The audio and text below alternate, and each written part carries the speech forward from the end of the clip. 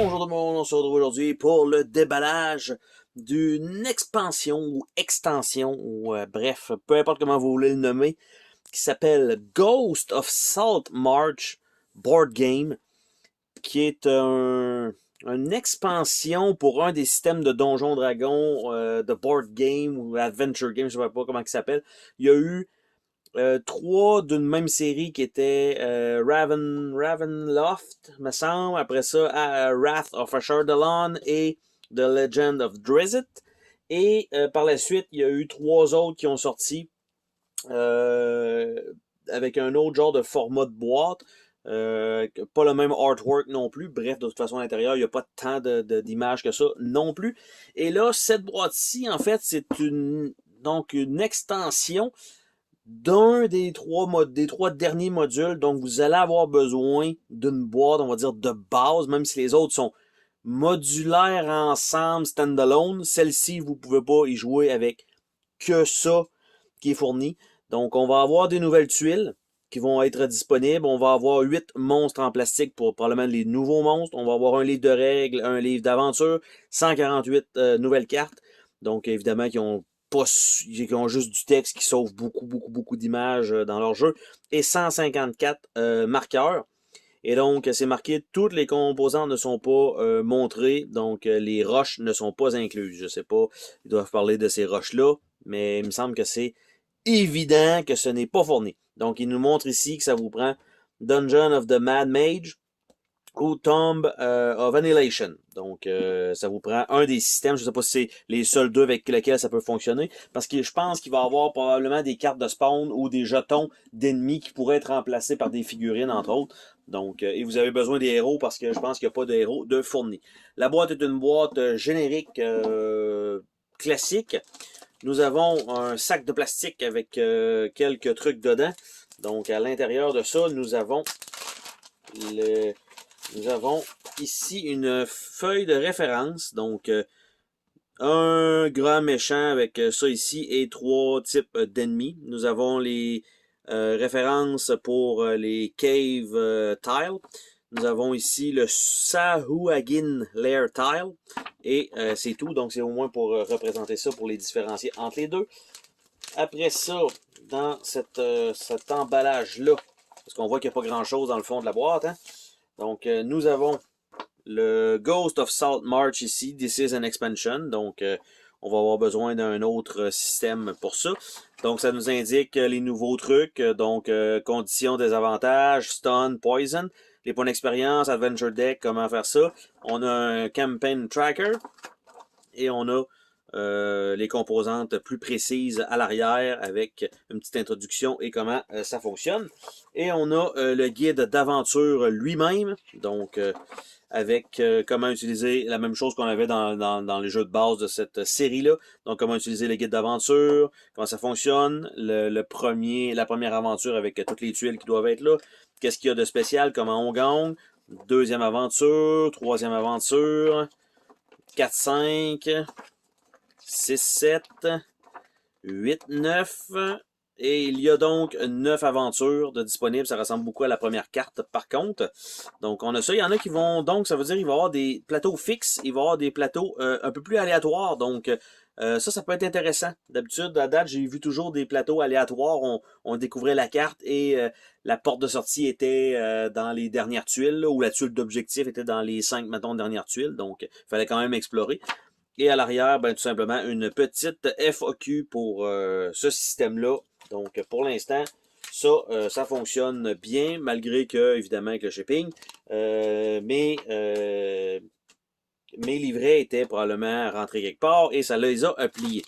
Nous avons deux figurines mauves qu'on va regarder ensemble. Donc, il y a un protecteur ici pour, probablement que c'était pour protéger la Spear, donc qui était déjà débarqué. Nous avons le Baron, donc 1 de 5. Donc, qui a l'air de ça ici, quand même une belle figurine, petite base, presque qu'est-ce qui nous sort maintenant avec les bases transparentes. Après ça, l'autre c'est une High Priestess. Donc, avec comme ça, c'est sûr qu'en mauve comme ça, on peut avoir un petit peu de détail quand la figurine est un petit peu plus petite, malheureusement, mais bon. Et le genre de trident c'était probablement pour venir comme ça pour le protéger. Ben, il était débarqué, donc c'est sûr que la spear, elle n'est plus tout à fait droite. Donc ça, ceci étant montré, dit et fait, nous allons regarder ici, je vais pouvoir enlever le petit sachet, le micro-sachet pour l'humidité. Donc ça comme ça. Et donc, nous avons des Sahuagin. Donc, Sahuagin, évidemment, il va falloir que je fasse un petit close-up comme ça. Donc voilà, qui ont l'air des genres de lézards. Il y en a des Sahuagin Blade Master, avec le Giga Shield. Ça, c'est quand même, ça, ceux-là sont quand même très cool. Il y en a 3. Il y en a 2 avec les shields.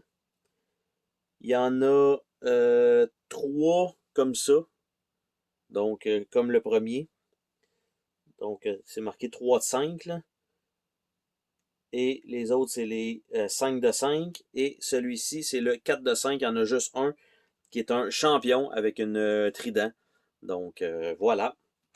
Il y a donc 2 avec l'épée, 1 avec le trident, 3, on va dire, pas vraiment armés.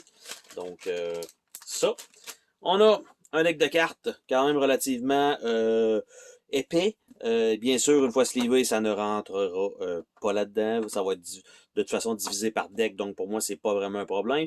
Et ce qu'il faut comprendre là-dedans, quand on voit ça, on se dit, ah ouais, il n'y avait rien de plus que ça, t'es sûr? C'est ça, il y a beaucoup d'emplacements à mettre des choses. Oui, oui, oui. C'est que toutes les tuiles et les trucs sont en dessous. Donc, en dessous du tray. Donc, toujours garder ça en tête.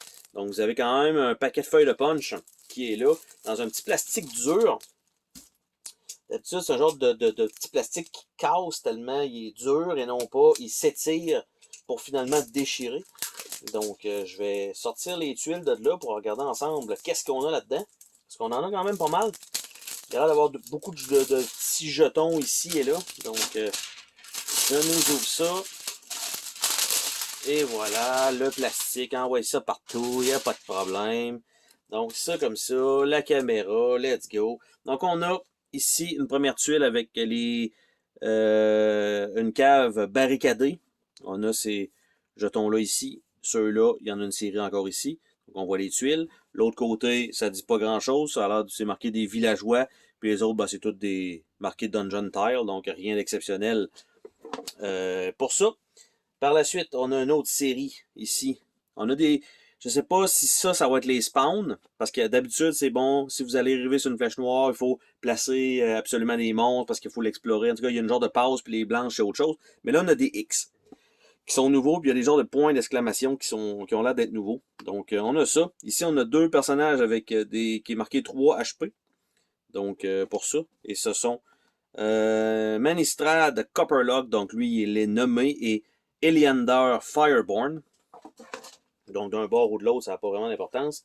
Par la suite, ici, on a le genre d'avoir des soldats ou des clérics, donc, qui sont là. Après ça, on a des guerriers à l'épée. On a un undead ici. On a encore des guerriers à l'épée, mais différents de ceux-là.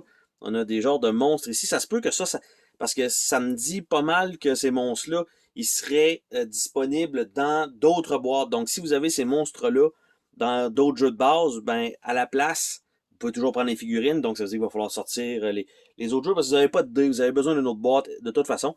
Mais les jetons semblent fournis justement pour pouvoir les piger dans le deck de monstres et pouvoir les jouer. Donc, on a des Thugs, on a des Gnarl Veteran, on a un Warded Skeleton, Veteran Leader, des Veteran Water Elemental. Donc, parce qu'il me semble avoir déjà vu ça dans Wrath of Ashur-Dalan, si je ne me trompe pas. Après ça, on a un Antechamber A qui est ici, avec on a la même chose, mais la B. On a ici ce qui a l'air quasiment d'un... Ah, c'est un tapon de petites bébites, de petits scarabées. On a encore une coupe d'ennemis ici. Donc un peu différent. Et les 2 tuiles. Donc ça, c'est tout ce qui est fourni. Il y en a quand même pas mal, des petits jetons ronds comme ça pour désigner les ennemis. On a encore une coupe de tuiles. Quand même un bon carton épais, là. C'est quand même efficace. Mais par contre, il me semblait que les autres n'étaient pas si tant lustrés, donc je ne sais pas si ça peut vraiment bien se combiner. Donc avec surtout les 3 premières boîtes de base. Donc, ça comme ça. Et de l'autre côté, on a des skeletons, Orc Smasher. Donc, on va mettre ça là. Par la suite, nous avons deux autres tuiles ici. Nous avons un gros jeton ici, probablement pour le gros troll. Nous avons un Water Jet, donc probablement des genres de pièges. On a un petit jeton stun, jeton de condition. On a le carton pour Tadra Sawagin High Princess, donc avec ses statistiques, parce que c'est un méchant. Donc on a et tout des jetons d'avantage qu'on avait déjà, mais qui en ont rajouté quelques-uns. Donc, Feral Troll, désavantage, Poison Dart. Le carton est en train de se puncher, donc c'est bon signe. Il faut quand même voir de l'autre côté. Et c'est le baron, en fait, de l'autre côté. On a la Priestess d'un côté, on a le baron de l'autre côté. Il nous reste 3 feuilles de punch, je pense. Nous avons Xenopus Tower Runes, donc ça comme ça. Ici, on a des petits jetons avec des shields, on a des stuns en plein milieu. On a le Throne Room, qui a l'air d'avoir un visage. Franchement, là, ça a l'air d'être un genre de visage. Puis là, c'est comme assois-toi sur mon visage. Ça fait un peu weird, mais bon, regarde, c'est comme ça. Ils ont décidé de choisir ça, c'est leur problème. Après ça, le Flood. Et avec encore une fois quelques petits jetons ici pour remplir l'espace. Là, on se ramasse avec du Overland de l'autre côté qu'on n'avait pas eu encore. Parce que ça, c'est des tuiles qu'on sait qu'on doit sortir. C'est soit le début ou la fin. Donc, et donc, on peut utiliser l'autre côté. Donc ça, c'est quand même bien. Après ça, on a Unfinished Barrack d'un côté et Deep Sea Cave. On a encore les mêmes genres de jetons ici, des stuns, des floods avec le même genre. Et de l'autre côté, nous avons donc les artworks extérieurs encore une fois avec quelques petites cabanes. C'est quand même bien.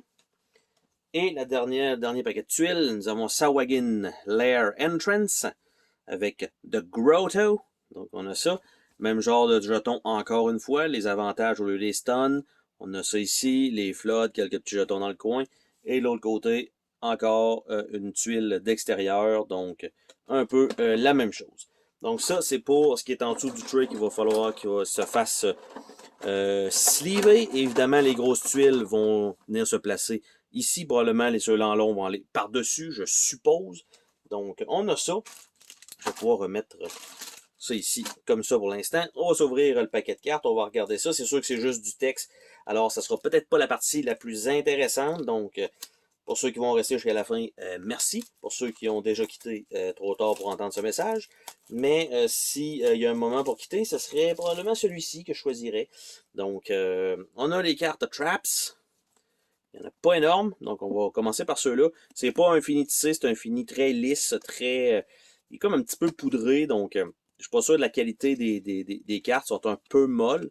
Ça va faire le travail, moi c'est sûr que je vais les sleever de mon côté. Donc une trap, on a Magical Ward, on a Floodgate, on a Water Shoot, on a Cave In, on a Poison Dart Trap, on a Undead Unleashed. Donc ça comme ça, je vais les envoyer là. Nous avons une pile d'Encounter. Donc, il y en a quand même un pas pire nombre. Donc, de faire des petites rencontres. Poison Arrow, Poison Dart, Spider Webs. Donc, comme vous voyez, il n'y a aucune image là-dessus.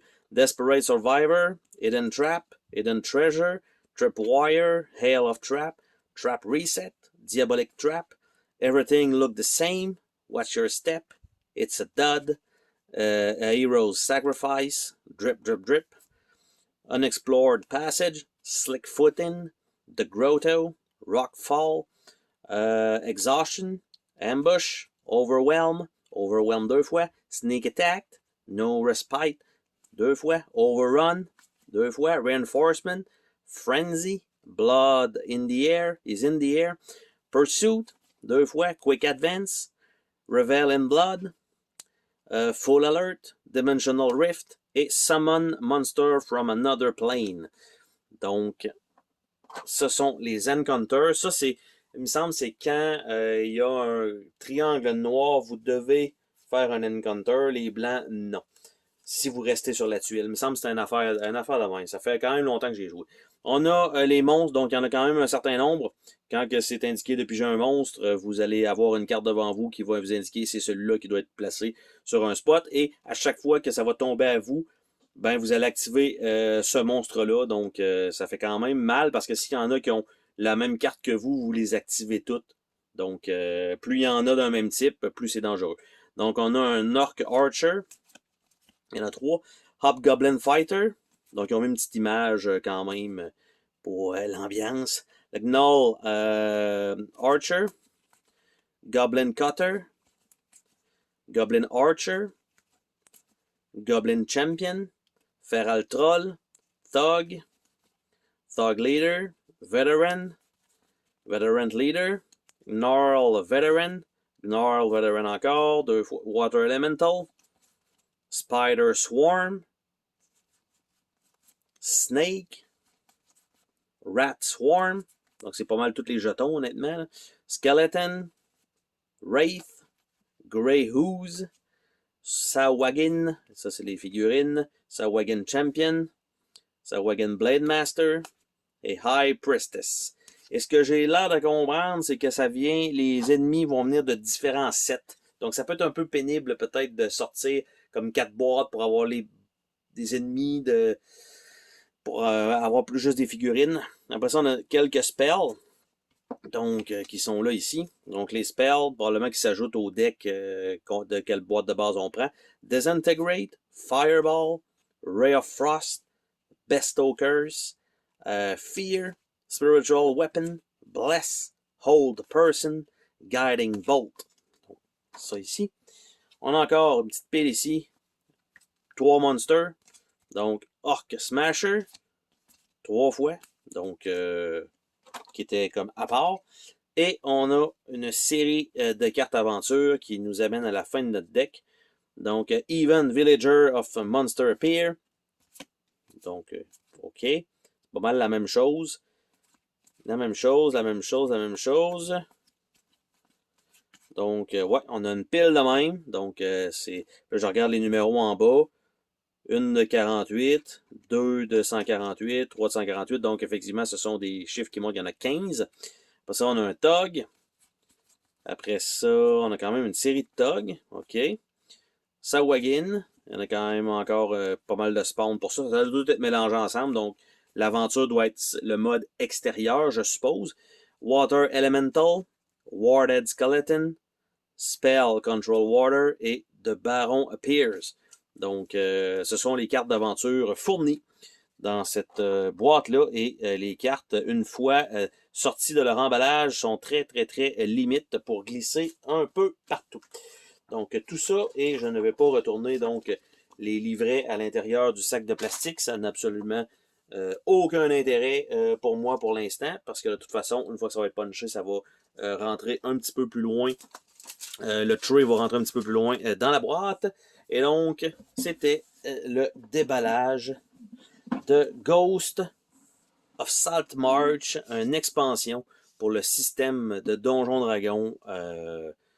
Probablement les 3 dernières boîtes qu'ils ont sorties sur les 6. Sur ce, on se dit à la prochaine pour une autre vidéo. Salut tout le monde!